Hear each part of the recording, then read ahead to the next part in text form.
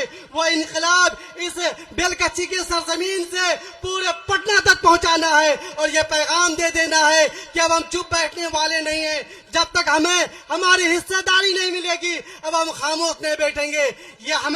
ये कह करके हमें सता करता है कि ये बीजेपी का बी टीम है। दोस्तों, आप एहसास कर लो कि जिन लोगों ने हमें बीजेपी का बी टीम कहा वो खुद बीजेपी के लिए काम करते हुए हमें गठबंधन में शामिल नहीं कर रहे हैं। इसलिए आने वाला चुनाव में इन बेईमानों को सबक देकर न्याय यात्रा के तौर पर हमें न्याय लेना है और हिस्सेदारी लेनी है। जय हिंद, खुदा हाफिज।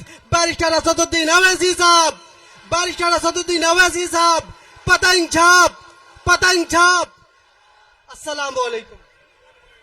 अब 22वीं विधानसभा के सरजमीन पर आपके महबूब, आपके मसाइल का हल, हिंदुस्तान का आवाज, पूरे मुल्क में जिनकी आवाज को सुनी जाती है उनका नाम बैरिस्टर असदुद्दीन अवैसी आपके बीच तशरीफ ला चुके हैं। एक बार इनके इस्तकबाल के लिए जोरदार ताली से स्वागत करें। हमारे बीच बिहार के सदर जनाब अख्तरुल ईमान साहब, जो है गरीब कुचले हुए मासूम बच्चों जो कि बेदर भटक रहे हैं, उनका आवाज बनकर हमारे बिहार सदर जनाब अख्तरुल ईमान साहब यहाँ तशरीफ लाए हैं। एक बार ऐसी ताली हो जो कि 22वीं विधानसभा के कोने कोने में गुंजता हो। अब हम दावत दे रहे हैं हमारे बीच पूर्णिया जिला के पूर्व जिला MIM के जिला अध्यक्ष जनाब भाई नदीम साहब, फिर उन्होंने अपने वापसी घर आए हैं, इसलिए 22वीं विधानसभा की तरफ से इनका खैर मकदम और जोरदार ताली से स्वागत करें। मैं दावत देता हूं कि नदीम साहब आए, अपने दो बात को रखें। नदीम साहब के लिए एक बार फिर पुनः घर वापसी में हम लोग एक बार तहे दिल से उनका शुक्रिया अदा कर दिया और खैर मकदम एक बार जोरदार ताली। ये कहीं नहीं गए थे, जिंदगी भर मजलिस में रहेंगे इंशाअल्लाह।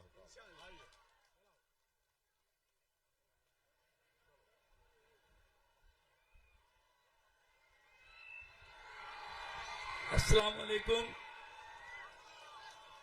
मैं जिला अध्यक्ष था और आप लोगों को ये बखूबी मालूम है कि मैं शुरुआती दिनों से जब किशनगंज का रूई धासा मैदान में प्रोग्राम हुआ था जनाब बैरिस्टर असदुद्दीन अवैसी साहब का 16 अगस्त 2015 को, तब से ही मैं साथ में हूं और इंशाल्लाह ये मेरा अज़म लिया हुआ है कि मैं जिंदगी में पार्टी मैंने जो शुरू किया है मैंने यही किया है और मेरी ये ख्वाहिश है कि मैं मरूं भी तो इसी पार्टी के बैनर तले मरूं। और मैं शुरू से और हमेशा बोलता आया हूं, क्या वजह है इतनी दीवानगी? क्या किसी व्यक्ति विशेष को लिए ये दीवानापन हो सकता है? नहीं, क्योंकि हम लोग जो आज हिंदुस्तान में तरह तरह के वाकयात हो रहे हैं, आज अगर इस वाकयात को खुल करके कोई अगर बोलता है पूरे हिंदुस्तान में तो उसका नाम जनाब बैरिस्टर असदुद्दीन अवैसी है। ये दीवानगी है और इसलिए दीवानगी है। और आज हम सब जो इनके दीवाने बने हैं इसी वजह से दीवाने हैं और इंशाअल्लाह ये दीवानापन हम लोगों को बरकरार रखना है और इस सरकार को जो हम लोगों के साथ में अनदेखी किया है, जो हम लोग के साथ में नाइंसाफी हुई है, उनसे न्याय हम लोग लेंगे। इसीलिए बैरिस्टर साहब ने और जनाब अख्तरुल ईमान साहब ने न्याय यात्रा निकाला है। हम लोगों को न्याय इसलिए लेना है कि हमारे कौमी सदर जनाब अख्तरुल ईमान साहब ने हर तरीके से प्रयास किया कि वो हमें गठबंधन में ले ले और उनकी सरकार बने और हमारे सीमांचल के लिए वो स्पेशल पैकेज दे करके हमारा सीमांचल का इंसाफ करे। लेकिन क्योंकि उनके मन में हमेशा से चोरी रहा है, वो सीमांचल को स्पेशल पैकेज नहीं देना चाहते हैं, इसलिए हमारे कौमी सदर जनाब अख्तरुल ईमान साहब का उन्होंने प्रपोजल ठुकरा दिया। जबकि उन्होंने लिखित कहा था कि हमको सिर्फ 6 सीट दीजिए, लेकिन इंशाअल्लाह हम लोग 6 नहीं 24 से भी ज्यादा सीट बिहार में ला करके सरकार को झुकाएंगे और जिसकी भी सरकार बनेगी सीमांचल के लिए हम तय करेंगे कि हमारे सीमांचल में कारोबार कैसे आए, हमारे सीमांचल में पलायन कैसे रुके। हम लोग बैरिस्टर असदुद्दीन अवैसी साहब को मजबूत करने का अज़म लिए हैं। क्या आप लोग मजबूती करने के लिए तैयार हैं? अख्तरुल ईमान साहब को मजबूत करने के लिए तैयार हैं तो आज से ये इनकलाब लटा दीजिए कि बैरिस्टर असदुद्दीन अवैसी साहब को अख्तरुल ईमान साहब का जहां पे भी बैनर तले एमआईएम लड़ेगी, हर हाल में एमआईएम को मजलिस को वोट करेंगे, हर हाल में चाहे कितना भी आपको लालच लुभाना दे दे।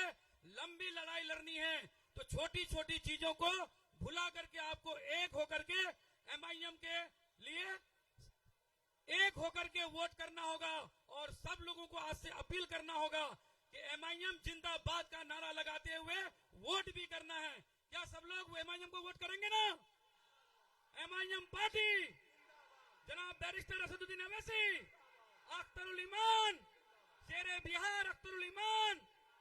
अस्सलाम वालेकुम, खुदा हाफिज। मेरे भाई, आप लोगों से मेरी गुजारिश है, जिस दूल्हे की आपको इंतजार था आपकी आंखों के सामने है, इसलिए आपसे गुजारिश है, हिंदुस्तान के सबसे खूबसूरत नेता आपके बीच है, लेकिन आपके पीछे बहुत हमारे भाइयों को तकलीफ ना हो। अब मैं उनसे कबल इस महफिल को सजाने वाले और बाईसी के दुल्हा ही नहीं बल्कि बाईसी में एक एमआईएम पार्टी को जान देने वाले, जिनसे मेरी मुराद आप सबके प्रिय नेता, यहाँ के जनता और कनकन में बसने वाले जनाब गुलाम सरवर साहब का इस शेर के साथ मैं इस्तकबाल करता हूँ। उनसे पहले बिहार में आप देखते होंगे, जब टीवी खोलते होंगे, टीवी में बातिल को मुंहतोड़ जवाब देने वाले, बिहार के कोने कोने तक पार्टी को पहुंचाने वाले, बिहार के ही नहीं बल्कि पूरे हिंदुस्तान में टीवी एंकरों के बीच में अपनी बात रखने वाले और पार्टी की रीढ़ की हड्डी, जिनसे मेरी मुराद जनाब मेरे बड़े भाई आदिल हसन साहब है। मैं इस शेर के साथ उनका इस्तकबाल करता हूँ। न कर तकदीर का शिकवा मुकद्दर आजमाता जा, ना कर तकदीर का शिकवा मुकद्दर आजमाता जा, बल मिलेगी खुद ब खुद मंजिल, कदम आगे बढ़ाता जा।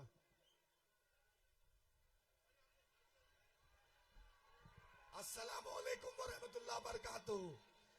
दोस्तों, बुजुर्गों, अजीजों, बाईसी डगरवा की आवाम ने हमेशा बैरिस्टर असदुद्दीन ओवैसी साहब को, अख्तरुल ईमान साहब को, मजलिस इत्तेहादुल मुस्लिमीन का हमेशा साथ दिया। 2015 में भी बाईसी के लोगों ने बड़ी मजबूती के साथ, डगरवा के लोगों ने एमआईएम का साथ दिया। आज आप 11 साल का सफर एमआईएम का आपके बीच हुआ है, जो जन सैलाब दिख रहा है, मुझे यकीन है कि गद्दारों को जवाब मिलेगा, गद्दारों को जवाब मिलेगा इंशाअल्लाह ताला। जिसने मजलिस इत्तेहादुल मुस्लिमीन से गद्दारी की, जिसने डगरवा बाईसी की आवाम के से गद्दारी की, जिसने सीमांचल की आवाम से गद्दारी की, जवाब दीजिएगा ना? जवाब दीजिएगा, गद्दार को सबक सिखाइएगा।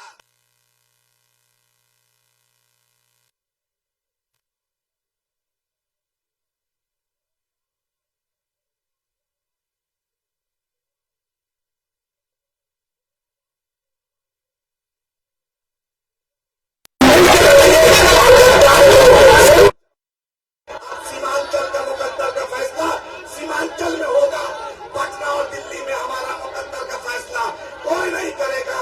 इंशाअल्लाह सीमांचल में इंसाफ होगा और सीमांचल में कामयाबी होगी। बहुत बहुत शुक्रिया,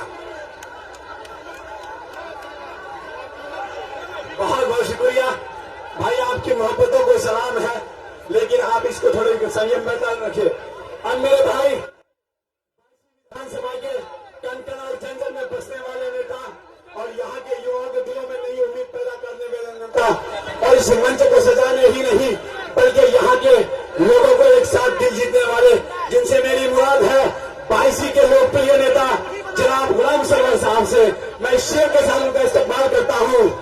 किताब सादा रहेगी कब तक, किताब सादा रहेगी कब तक, कभी तो आगा से बाग होगा। जिन्होंने उजाड़े डाली है बस्तियां, अब उन गद्दारों का हिसाब होगा। जनाब गुलाम सरवर साहब।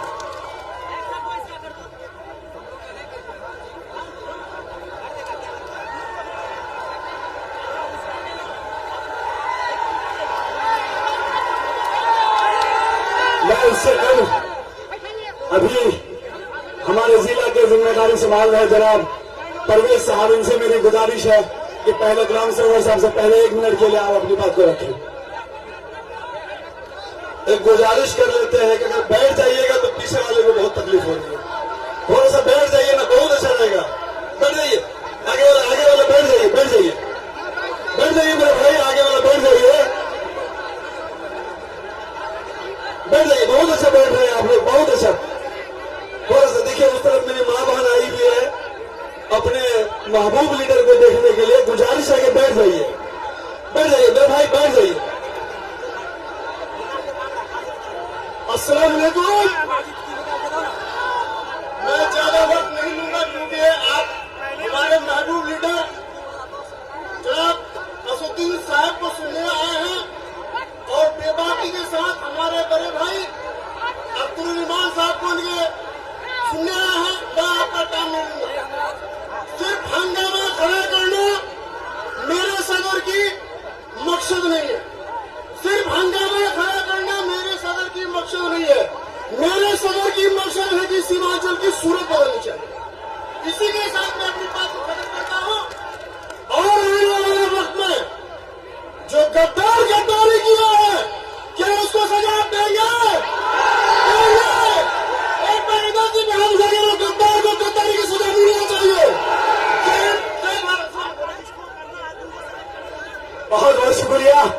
अब मैं इस मंच को सजाने में अपनी जी जान लगाने वाले युवा और नेता और गरीबों में अपना पहचान बनाने वाले नेता जनाब गुलाम सरवर साहब से दावत देता हूं कि वो आए अपनी बातें रखें। गुलाम सरवर साहब।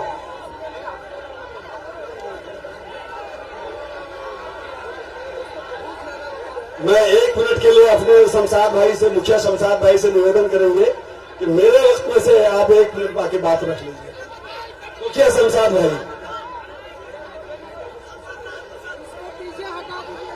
बाईसी की जनता जिंदाबाद, MIM जिंदाबाद, असदुद्दीन अवैसी जिंदाबाद, गुलाम सरवर जिंदाबाद। घर घर से आई आवाज, घर घर से आई आवाज। भाई आपको कैसा नेता चाहिए? भ्रष्टाचारी मुक्त करना है बाईसी को भी नहीं। ये सीओ अंचल फलना तस्का जो ये सब घूस घास लेता है, गरीबों का जो शोषण करता है, तो इसको समाप्त करना है ना बाईसी विधानसभा से। तो किसको लाना है? गुलाम सरवर को लाना है, अवैसी साहब को लाना है। जय हिंद, जय भारत, खुदा हाफिज।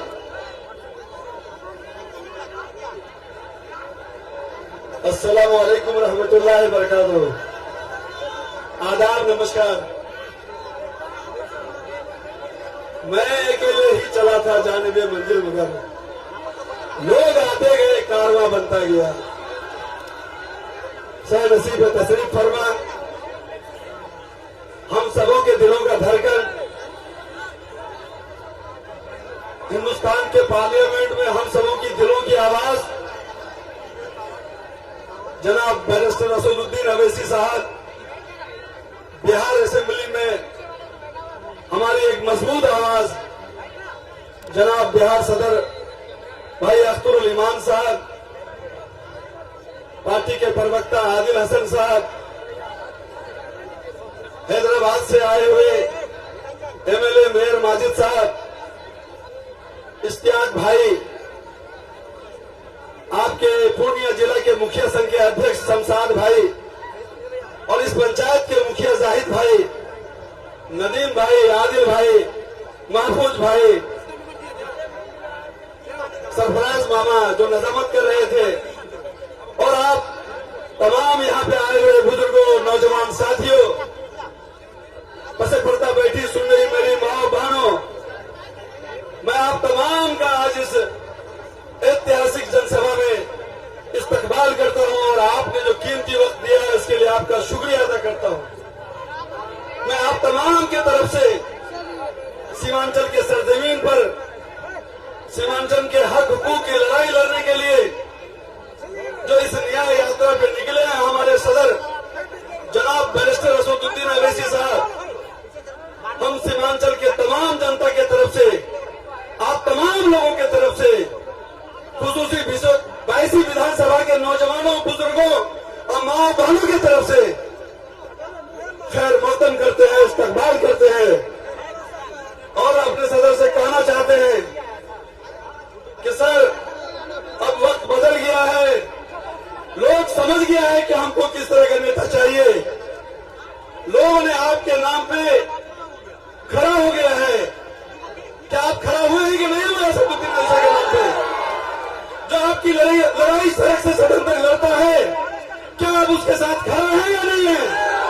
आज आपको बोलना पड़ेगा और एक वादा करना पड़ेगा। अपने सदर, बिहार सदर से भी कहना चाहेंगे कि अब किसी 6 सीट की जरूरत नहीं है मांगने की, किसी गठबंधन से बात करने की जरूरत नहीं है। इस दफा एमआईएम सीमांचल में अपनी ताकत पे चुनाव लड़ेगा। हम लोग अपनी ताकत पे चुनाव लड़ेंगे और 24 का 24 सीट दिलाएंगे। क्या आप सब तैयार हैं? तो वादा कीजिए कि अपने एक एक रिश्तेदार को, अपने आसपास के विधानसभा के लोगों को बताइए कि आज मुल्क में जो सियासत हो रही है, आज सियासत का जो नजाकत है, उसमें आपको अपने कायद की जरूरत है और वो कायद कोई और नहीं बन सकता है। उसके लायक सिर्फ और सिर्फ असदुद्दीन ओवैसी है और बिहार में अख्तरुल ईमान है। हम तमाम लोग आपके साथ खड़े हैं। हम जाते वक्त आपका नहीं लेंगे, इसलिए कि जुम्मा की नमाज अदा होनी है। हमारे तमाम जितने जनप्रतिनिधि यहाँ पे आए हैं, हम उनका तहे दिल से शुक्रिया करते हैं। हमारे तमाम जो गणमान्य लोग जो स्टेज तक नहीं आ सके हैं, हम माफी चाहते हुए उनका भी शुक्रिया अदा करते हैं कि आप तमाम के मोहब्बत से आज ये जनसभा कामयाब हुआ है। और एक आज़म लेके चाहिए कि हमने जो वादा कर लिया कि सीमांचल का 24 सीट जिता के दिखाएंगे और 22 विधानसभा में गद्दार को सजा देके दिखाएंगे, तो उसके लिए मेहनत करने की जरूरत है। एक एक लोगों तक बात पहुंचाने की जरूरत है। हमारे सीमांचल को तमाम लोगों ने ठगा है। अब आखिरी उम्मीद बन के एमआईएम खड़ी है और हम लोग एमआईएम के साथ खड़े हैं। इन्हीं बातों के साथ मैं आपसे रुखसत लेता हूं। जय हिंद, जय भारत, अस्सलाम वालेकुम, अल्लाह हाफिज। बहुत बहुत शुक्रिया। अब मैं उस बिहार में पार्टी को जब चलाया है, तब से बिहार की गली गली को पहुंचने वाले और पहचानने वाले और असदुद्दीन ओवैसी साहब के साथ शाय की तरह रखने वाले नामपल्ली विधायक और युवा दिलों के धड़कन, जिनसे मेरी मुराद बड़े भाई जनाब माजिद हुसैन साहब है, उनसे मेरी गुजारिश है उनका इस शेर के साथ इस्तकबाल करते हैं। मंजिल से बढ़कर आगे मंजिल तलाश कर, मिल जाए तुझको तो दरिया से तलाश कर, शीशा टूट जाता है पत्थर की चोट से, पत्थर ही टूट जाए वो शीशा तलाश कर। जनाब माजिद साहब।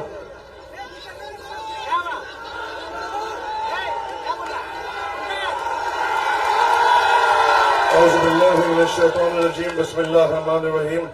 सैनशी पे तशरीफ फरमा आली जनाब इज्जत माप बैरिस्टर असदुद्दीन ओवैसी साहब, सदर कुल हिंद मजलिस इत्तेहादुल मुस्लिमीन, आली जनाब इज्जत माप अख्तरुल ईमान साहब, सदर बिहार और इंडिया मजलिस इत्तेहादुल मुस्लिमीन, जनाब आदिल भाई साहब, गुलाम सरवर साहब, नदीम साहब, दीगर कायदीन मजलिस इत्तेहादुल मुस्लिमीन, यहाँ पे बैठे हुए कौम के बुजुर्गों, नौजवान साथियों, बसे पर्दा बैठकर सुनने वाली मेरी इज्जतदार माँ और बहनों, अस्सलाम वालेकुम व रहमतुल्लाहि व बरकातुहू।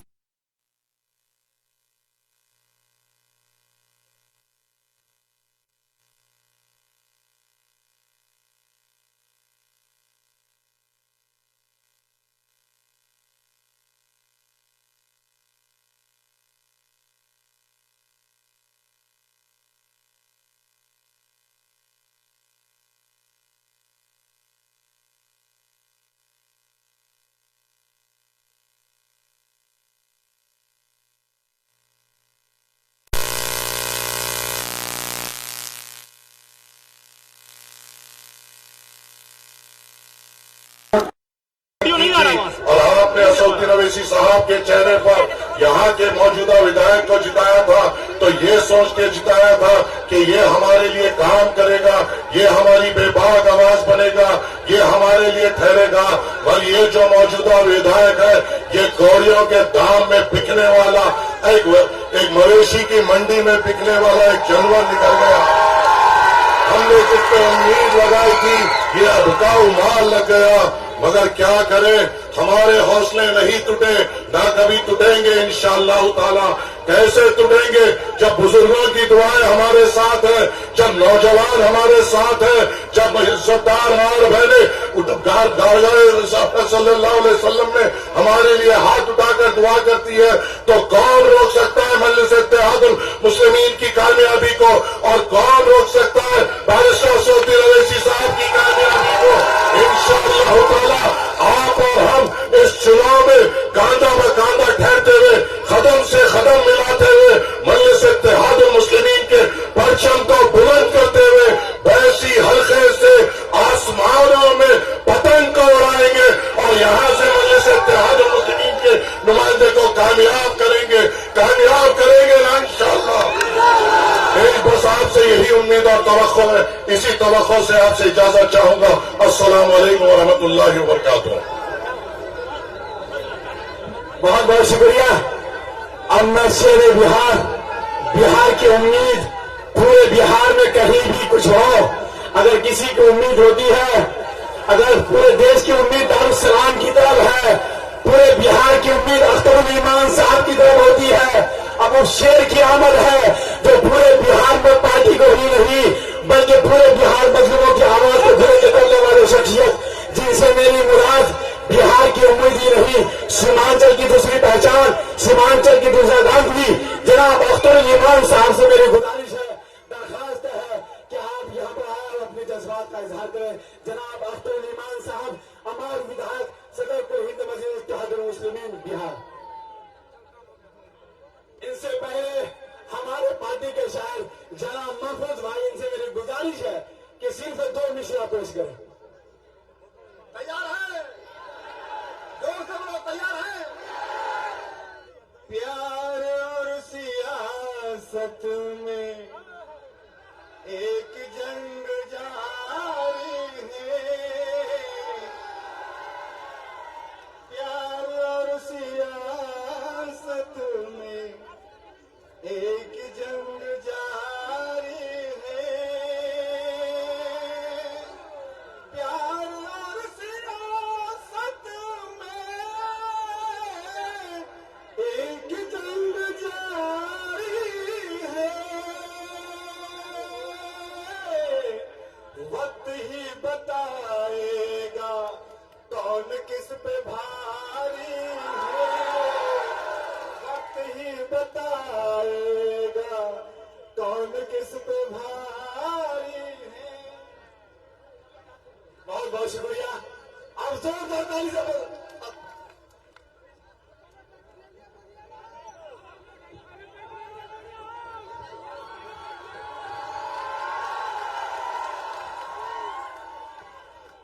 सीमांचल के साथ हो रही नाइंसाफी के खिलाफ, सीमांचल के दलितों, अक़लियतों, मजबूर और मकहूरों पर हो रहे जुल्म के खिलाफ पूरे बिहार में पसमानदा तबका के साथ नाइंसाफी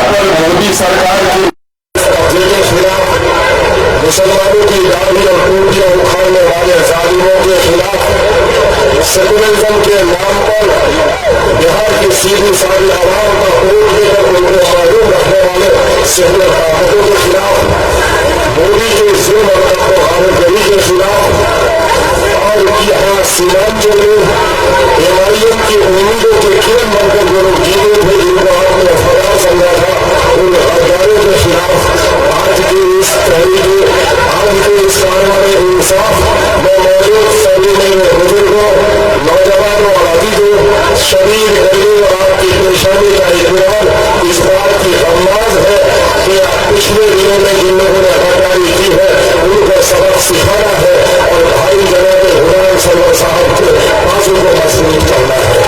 आपने इस दौरान से दूसरे को आगाह किया है, हमारी बड़ी खुशबख्ती है कि जुल्म और नाइंसाफी के खिलाफ पूरे मुल्क में अपनी बुलंदमाना आवाज बुलंद करने वाला भाई जो आज हमारे कार्यवाह का लीडर मांगा है, हमारे भाई इसमें तशरीफ कर रहे हैं, हम उनका सीमांचल की घाटी में जनाब बैरिस्टर अवैसी वकील मिल्लत मोअज़्ज़ज़ ग्रुप हैदराबाद और कौमी सदर का आप सबों के पास से इस्तेमाल करते हुए जनाब भाई आबिद हसन साहब, जनाब भाई माजिद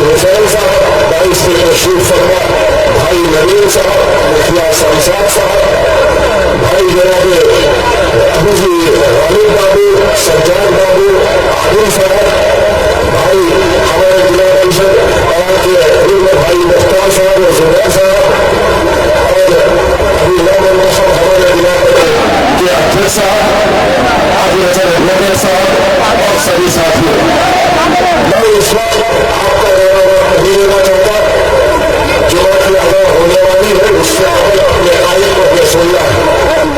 मेरे अजीजों और नौजवानों और भाइयों, मेरे मौसमों, सीमांचल की बेबसी के ताल्लुक से आप खूब वाकिफ है कि आजादी के बाद बिहार का सबसे खुशहाल तरीन इलाका अगर कोई था तो सीमांचल था। बाहर का मजदूर सीमांचल आता था, सीमांचल का मजदूर बाहर नहीं जाता था।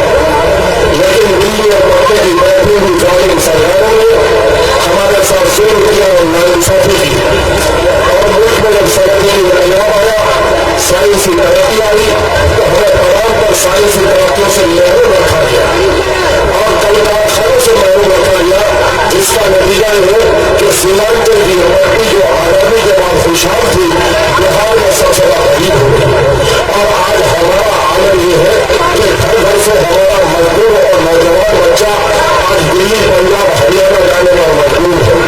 कोई महीना ऐसा नहीं होगा जहाँ दिल्ली के मैदानों से गिरकर कोई लाश नहीं आती। कोई महीना ऐसा नहीं गुजरता जब हमारे हरियाणा से खेतों में मरने वाले मजदूरों की लाश नहीं आती।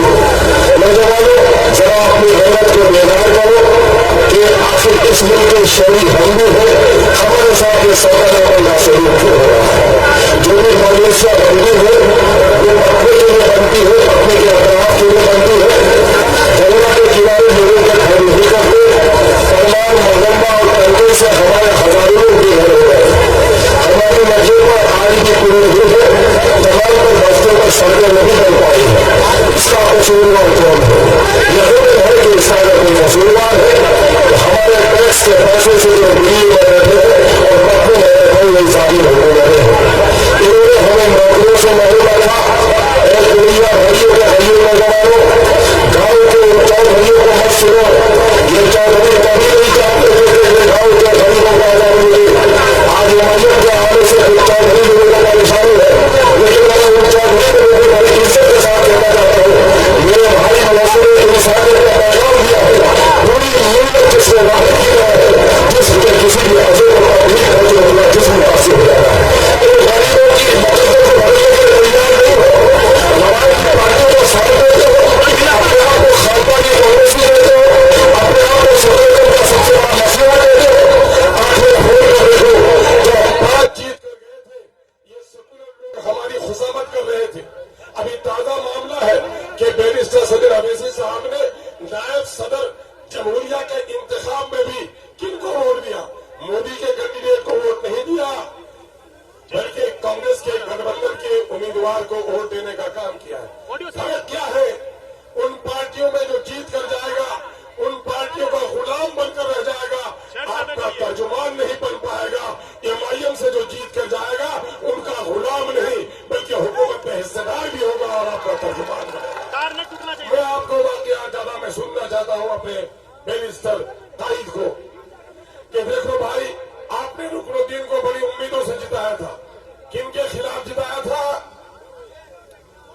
राजद के खिलाफ जिताया था। किनको शिकस्त दी थी? हाजी सुभान को शिकस्त दी थी।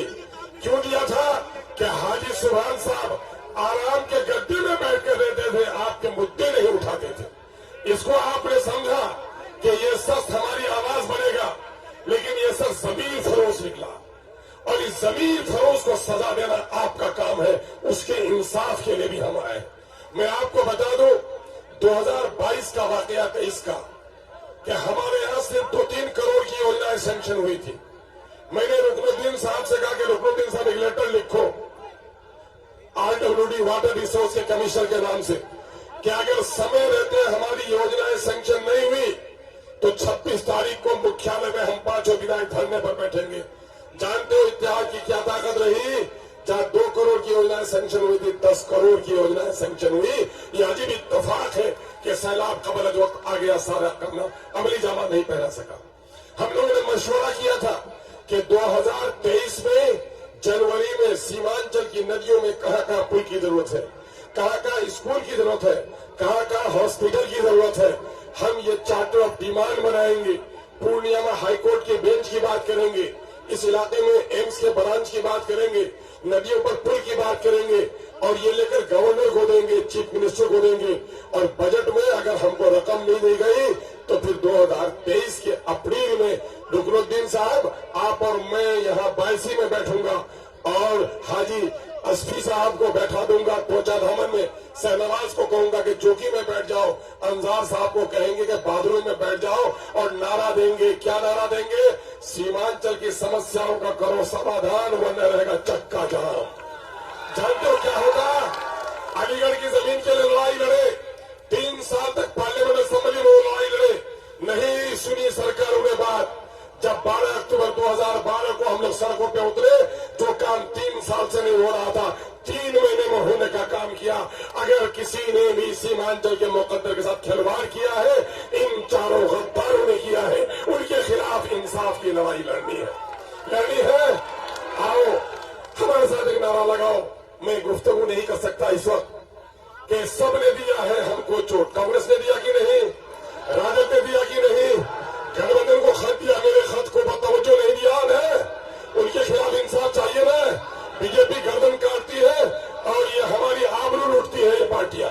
क्या इनके खिलाफ लड़ना है? तो बोलो पूरे आवाज के साथ। देखूंगा इन जालिमों के कान से खून निकले, ऐसी आवाज निकालो। सबने दिया है हमको चोट।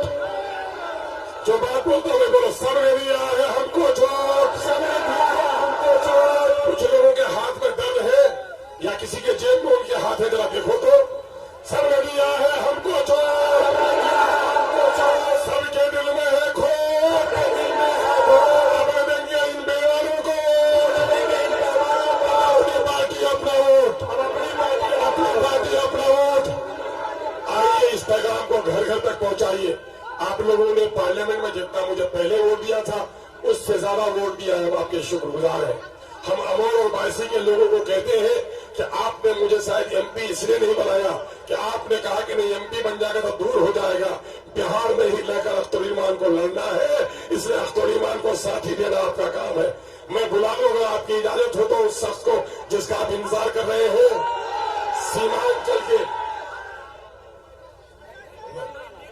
सीमांचल के उम्मीदों के सजर पे शबाब आया है। देखो जरा उधर हैदराबाद से शेरे बबर आया है और जरा माला पहनाना है। उसके बाद मैं समझता हूं कि अनाउंसर साहब उन्हें बुला लेंगे।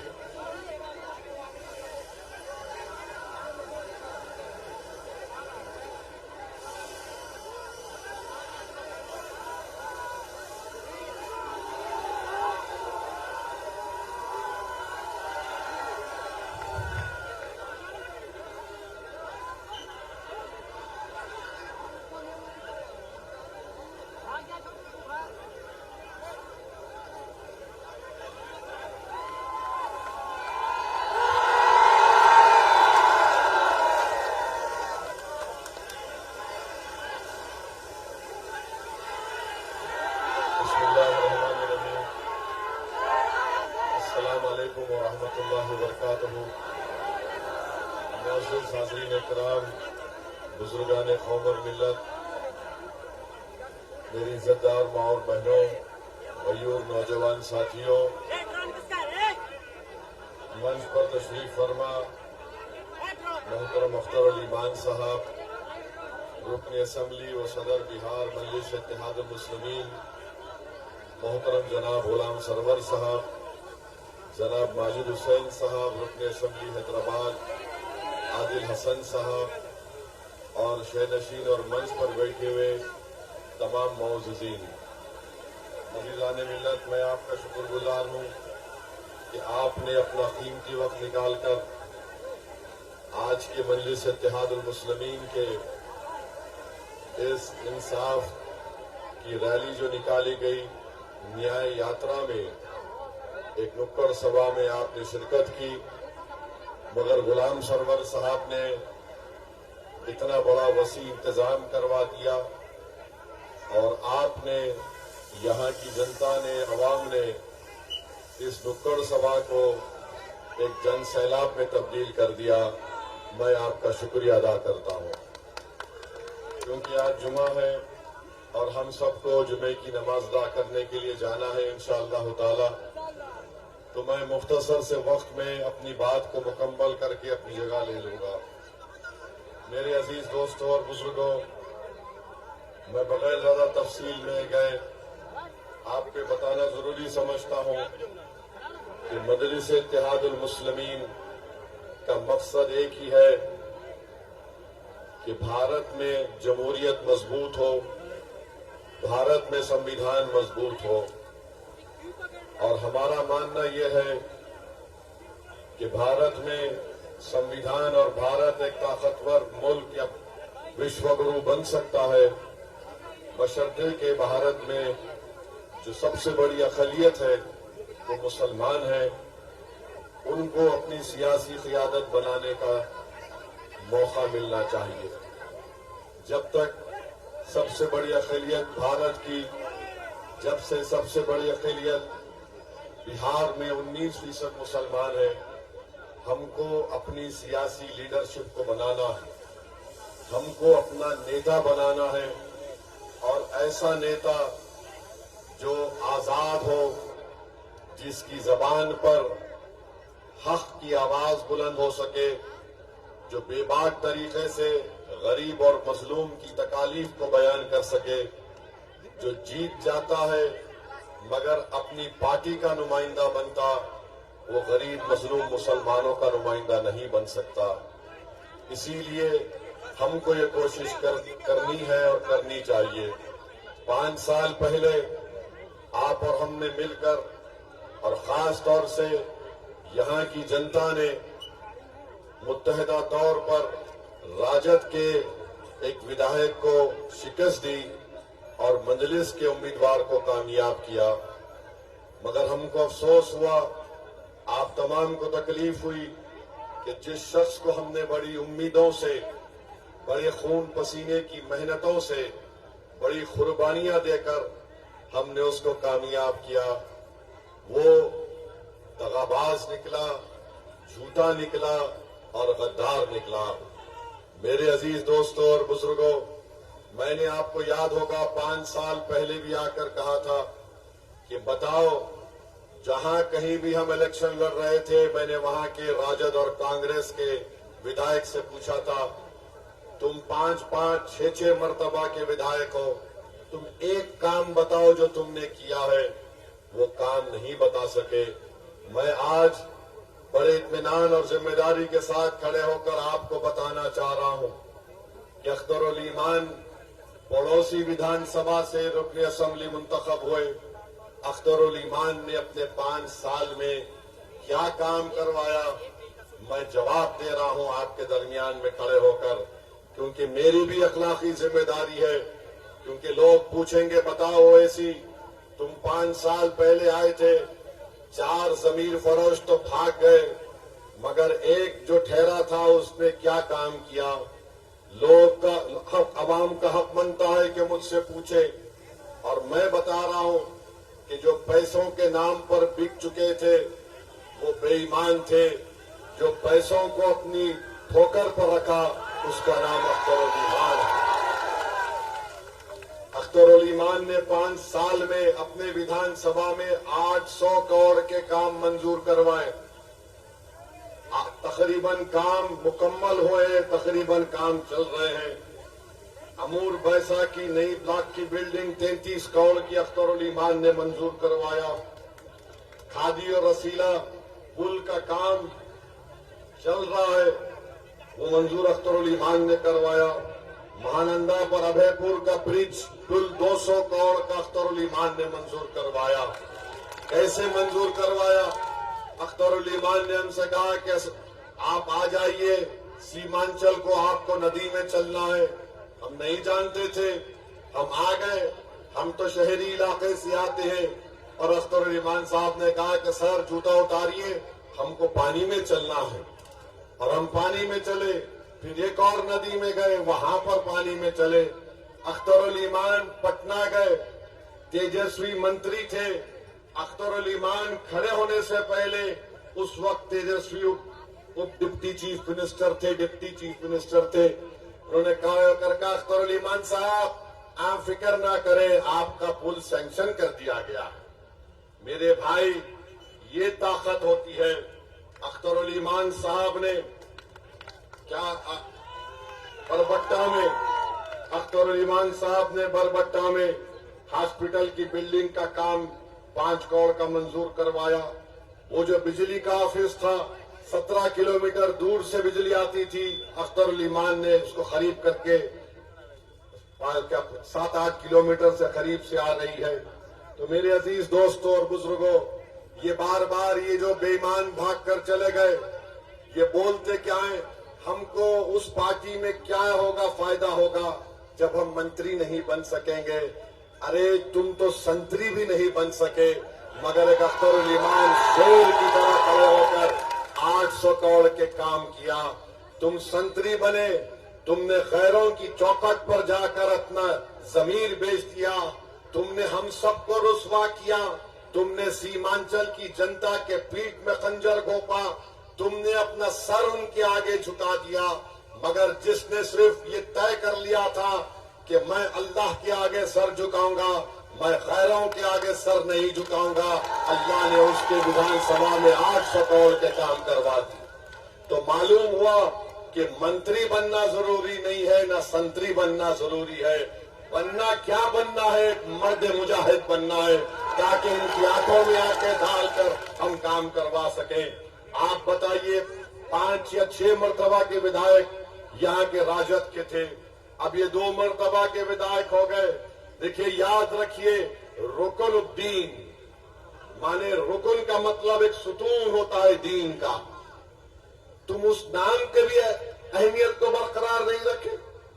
अरे तुम इन गरीबों के सुतून होना था, उनका पिल्लर होना था। तुम जाकर तुम राजद के ऑफिस में एक पिल्लर बन गए, जो तुमको पलटकर भी कोई नहीं देखता तुमको वहां पर। क्या तुमने बेईमानी की, और तुम समझ रहे हो कि तुम हमारे मजलिस के लोगों के खिलाफ FIR दर्ज कराने से हम दब जाएंगे, हमको तकलीफ होगी। सुनो, याद रखो, पुलिस को जाने से हमारा सियासी हकीका होता है, और पुलिस को तो हम अपना ससुराल समझते हैं।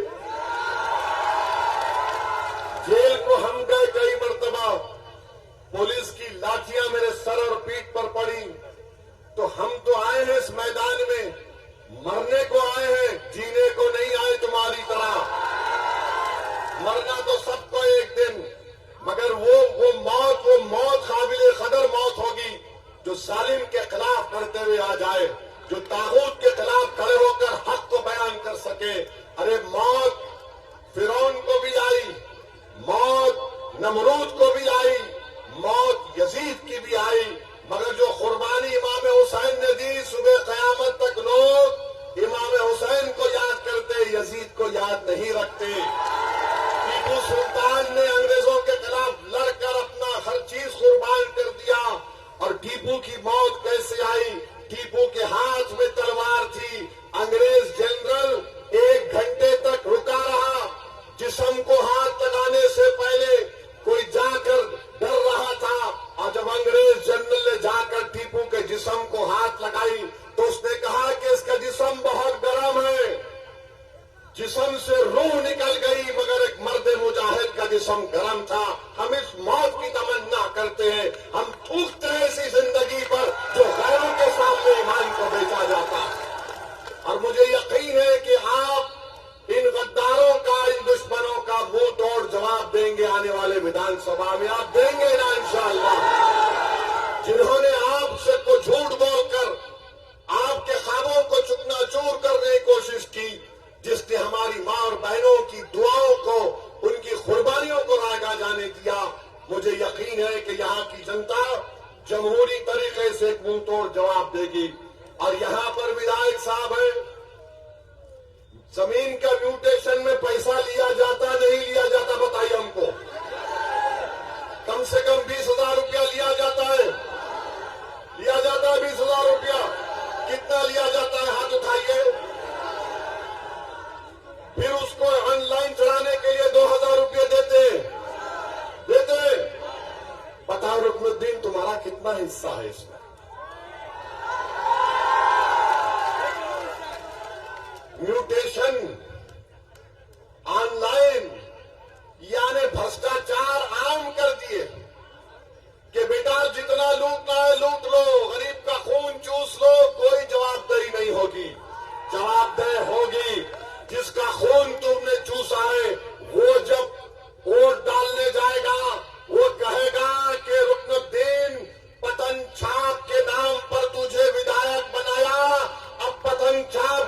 पर वोट डालकर तुझे घर में बिठाएंगे इंशाअल्लाह ताला। मेरे अजीज दोस्तों और बुजुर्गों, हम आपके सामने बता रहे हैं कि आवास योजना के लिए भी पैसे देना पड़ता गरीब को। बताइए ये नीतीश कुमार मोदी की सरकार क्या कर रही है? मोदी दिल्ली में बैठ के बोलते हैं मैं ना खाऊंगा ना खाने दूंगा, मगर बिहार में जो लूटना है लूट लो, मैं आंख बंद करके सिर्फ बोलूंगा सीमांचल में घुसपैठी आ गए। मोदी जी, सीमांचल में कोई बांग्लादेशी नहीं है। हाँ, एक बांग्लादेशी को आपने दिल्ली में अपनी मुंह बोली बहन बनाकर बिठाकर रखा है। उसको लाइए सीमांचल को और हम रास्ता दिखाएंगे। हैदराबाद से आकर बांग्लादेश कहां पर है वहां पर छोड़कर आएंगे। आपकी छत्रो छाया में वो महिला बांग्लादेशी दिल्ली में बैठी है और मोदी जी सीमांचल को आकर बोलते हैं यहां पर बहुत आबादी बढ़ रही है, यहां पर बहुत बढ़ गए, यहां पर मदरसे आ गए। अरे मदरसे खोलने से आपको तकलीफ क्यों है? जो जगह पर अल्लाह उसके रसूल का जिक्र होता है तो शैतानी नफरत करता है उससे। अब जो भी है अब आप फैसला कर लीजिए, हम कैसा बोलेंगे, वरना बोलेंगे हमको शैतान बोल दिए। वैसे जो भाग जाते हैं वो भी शैतान के एजेंट हैं, जो धोखा देकर भागते हैं। मेरे अजीज दोस्तों और बुजुर्गों, मोदी, नीतीश कुमार ने, चिराग पासवान ने, कुशवाहा साहब ने मिलकर एक ऐसा काला कानून बनाया है, वक्त तरमीमी कानून, जिसके जरिए वो हमारी मसाजिद को छीनना चाहते हैं, जिसके जरिए हमारे दरगाह और खानकाहों को छीनना चाहते हैं, ईदगाह की जमीन को छीनना चाहते हैं, कब्रिस्तान की जमीन को छीनना चाहते हैं। जहां पर वक्फ की जमीन होती है उसका मालिक अल्लाह होता है और जो कब्जा करके बैठा उसको मालिक बनाना चाहते हैं। मेरे अजीज दोस्तों और बुजुर्गों, आपने देख लिया कि भारत की लोकसभा में अगर किसी ने खड़े होकर मोदी के इस काले कानून को जो हमारी मसाजिद पर कब्जा करना चाहता था, हमने संविधान को सामने रखकर कानूनी दलाइल देकर मोदी को ये बता दिया कि तुम जो कानून ला रहे हो वो वक्फ को बचाने के लिए नहीं, वक्फ को बर्बाद करने के लिए ला रहे हो। तुमने देख लिया, दुनिया ने देख लिया, जो कहते थे एक अख्तरुल ईमान क्या करेगा, एक ओवैसी क्या करेगा। अरे भारत की इतनी बड़ी पंचायत में अगर किसी ने मोदी के और अमित शाह के सामने कहा इस कानून जो तुम ला रहे हो मेरी मस्जिद छीनने के लिए ला रहे हो, मैं इस कानून को फाड़ता हूं और फाड़ के सामने रख दिया लोकसभा में। अख्तरुल ईमान अकेले थे, आपकी आवाज अख्तरुल ईमान उठा रहे थे। मेरे भाई, सीमांचल में लोगों की मौत होती है, किसी नागवानी वजूहात के बिना पर नहीं होती मौत। इनकी मौत इसलिए होती है कि एम्बुलेंस नहीं है, इनकी मौत इसलिए होती है कि अस्पताल नहीं है, इनकी मौत इसलिए होती है कि रोड नहीं है, इनकी मौत इसलिए होती है ताकि बेजमीर लोग अपने आप को बेच देते हैं। तो मेरे भाई, इनकी जिंदगियों को बचाना भी हमारी जिम्मेदारी है, इनकी जिंदगी को बचाना भी हमारी जिम्मेदारी है। इसीलिए मजलिस सीमांचल की इंसाफ की लड़ाई से बिहार में अपने सियासी सफर का आगाज किया और हम मोदी से कहना चाह रहे हैं कि तुम जब यहाँ पर सीमांचल को आओगे, खबरदार हमको बदनाम नहीं करना, हम पर झूठा इल्जाम नहीं लगाना। ये सीमांचल गयूर अवाम की सरजमीन है, गरीब है तो गरीब की इज्जत नफ्स भी हो सकती है। आप यहाँ पर आकर हम पर झूठा इल्जाम नहीं लगा सकते। आपने लगाया इल्जाम और सीमांचल की जनता मतदान के दिन मोदी तुम्हारा जवाब देगी और तुमको बताएगी कि हम भारत के नागरिक थे, हैं और रहेंगे। तुम्हारे घुसपैठी का इल्जाम बटन छाप पर बटन दबाकर होगा मोदी, तुम्हारे काले वक्फ कानून का जवाब बटन छाप पर बटन दबाकर होगा मोदी। सीमांचल को तुमने पसमानदा रखा, नीतीश और मोदी तुमको जवाब मिलेगा। अरे हमको इल्जाम लगाया जाता है हम पर कि हम वोट काटते हैं, हम फुला करते हैं। मेरे भाई, हम किसी को काटते नहीं, हम जोड़ते हैं।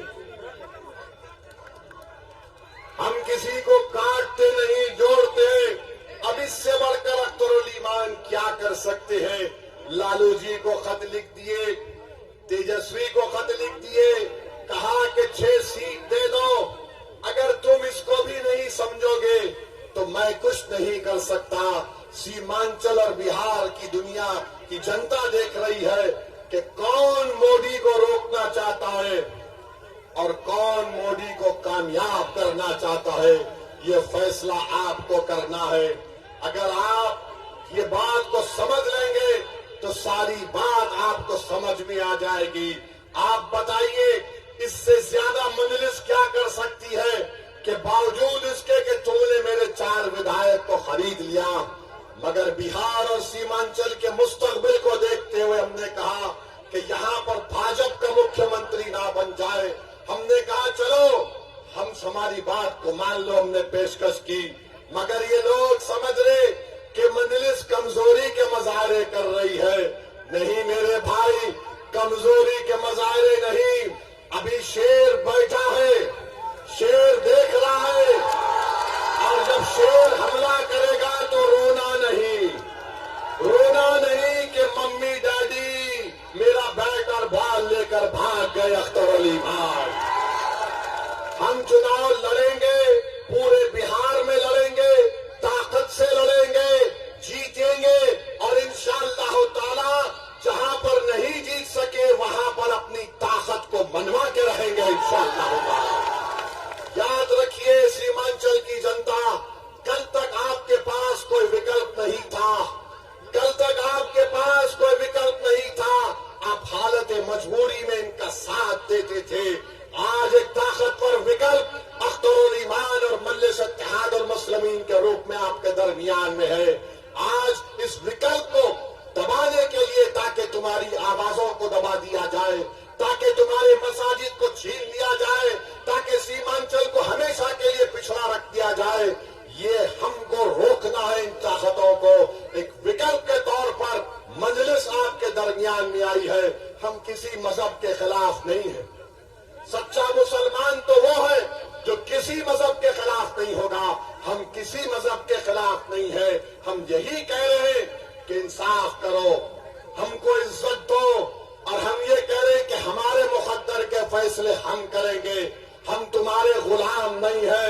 हम बराबरी चाहते हैं, हम हिस्सेदारी चाहते हैं। क्या आप बराबरी चाहते हैं? क्या आप हिस्सेदारी चाहते हैं? तो लगाइए मेरे साथ नारा, सीमांचल जिंदाबाद, सीमांचल जिंदाबाद, जिंदाबाद जिंदाबाद, सीमांचल जिंदाबाद। मेरे अजीज दोस्तों और बुजुर्गों, आइए और मजलिस के उम्मीदवार को कामयाब करिए। इंशाअल्लाह ताला हम अपने बुजुर्गों की कुर्बानी को रायगा नहीं जाने देंगे, हरगिज रायगा नहीं जाने देंगे। जब तक हम जिंदा हैं, हम आपकी नुमाइंदे हैं, आपके खादिम हैं। अल्लाह जब तक हमारे जिस्मों में जान और सेहत को रखेगा, हम हर गरीब और मजलूम के लिए लड़ते रहेंगे। आपका बहुत बहुत शुक्रिया, आप यहाँ पर आए। जुम्मे की नमाज के बाद जरूर दुआ करिए कि अल्लाह गाजा और फलस्तीन के लोगों की मदद फरमा दे। खूब दुआ करिए उनके लिए। मेरे भाई, 8 लाख 10 लाख से ज्यादा लोगों के घर टूट चुके हैं, 65,000 लोग मर चुके हैं, जिसमें 20,000 बच्चे हैं। और खूब दुआ करिए अल्लाह से कि या अल्लाह सीमांचल में मजलिस को उनके विधायक मुंतखब करवा दे। जुम्मे की नमाज के बाद मुबारक वक्त होता है। खूब दुआ करिए कि अल्लाह वफादारों को कामयाब कर दे, अल्लाह हमारी सियासी क़यादत को सीमांचल में कामयाब कर दे, अल्लाह हमारी दुआओं को कबूल करे। वाखिर दावा अल्हम्दुलिल्लाह रब्बिल आलमीन। बहुत बहुत शुक्रिया। अब मैं चाहूंगा पूर्णिया जिला के चेयरमैन वहीदा साहब से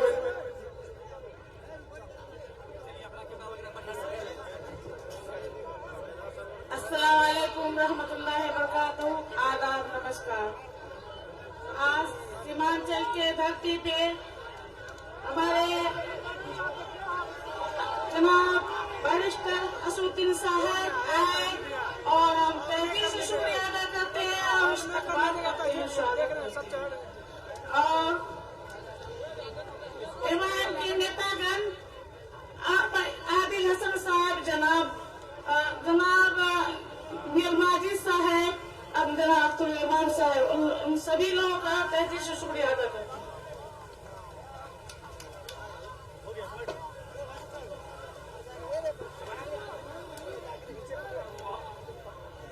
बहुत बहुत शुक्रिया। आप लोग नाश्ते के वक्त से यहाँ पर हैं। मैं आपका गुलाम सरवर साहब की जानिब से और कमेटी की जानिब से, बाईसी की जानिब से शुक्रिया अदा करता हूँ। आप लोगों से मेरी गुजारिश है, आपने जैसी रवि दिखाई है, इंशाअल्लाह इलेक्शन में ऐसी ताकत दिखाएंगे ताकि यहाँ की सारी ताकतें हार जाएगी इंशाअल्लाह।